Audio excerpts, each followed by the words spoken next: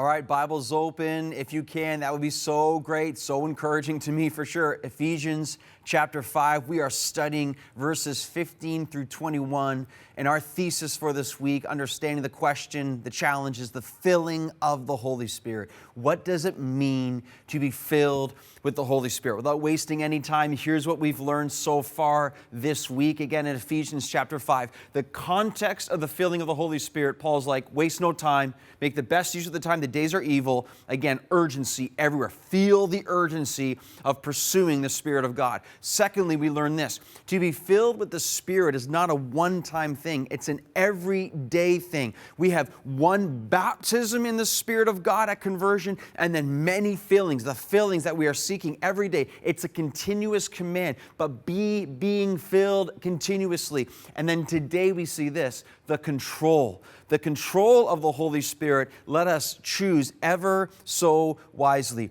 Why would I say that? Ephesians 5, verse 18. Again, you can look at it, listen carefully. And do not get drunk with wine, for that is debauchery. Let's just stop right there for a second.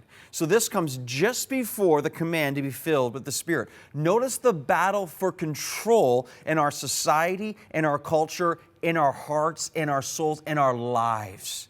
Notice here what the Lord, the Holy Spirit, uses Himself to contrast with His filling. He uses the substance of alcohol. Isn't that so interesting? When we have too much alcohol, again, we become drunk. And as we become drunk, the alcohol takes over. And the alcohol starts to dominate our thinking and our mind and our affections and ultimately our direction. And we know how bad that can be. So Paul here, by the Holy Spirit, says, do not let a substance control you. Do not let the world dominate you. Do not let your soul and your heart and your body become controlled by something leading you to destruction. He says, don't do that. So interesting too, he uses the word debauchery, and debauchery really means waste or devoid of virtue. Don't give your life to that. In the end will add up to nothing. But rather, he says, but be filled, be controlled, be dominated by the filling of the Holy Spirit of God. Now, the question many of us are asking right now is, okay, Robbie, I've been tracking with the teaching all week, but can you help me out? How do I do this practically?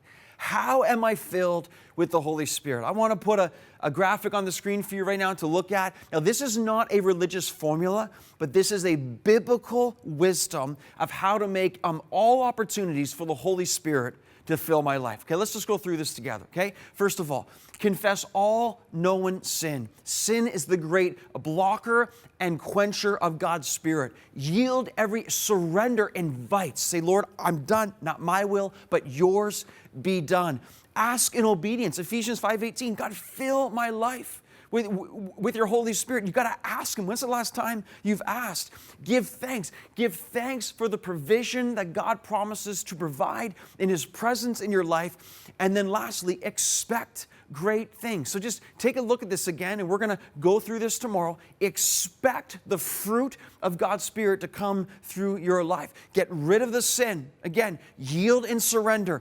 Invite His presence and power. And as you do this sincerely, not as a formula, but as with a sincere heart, you will see God start to transform your life. May it be so. Again, such exciting times here at Huntley Street. I pray you are so encouraged today.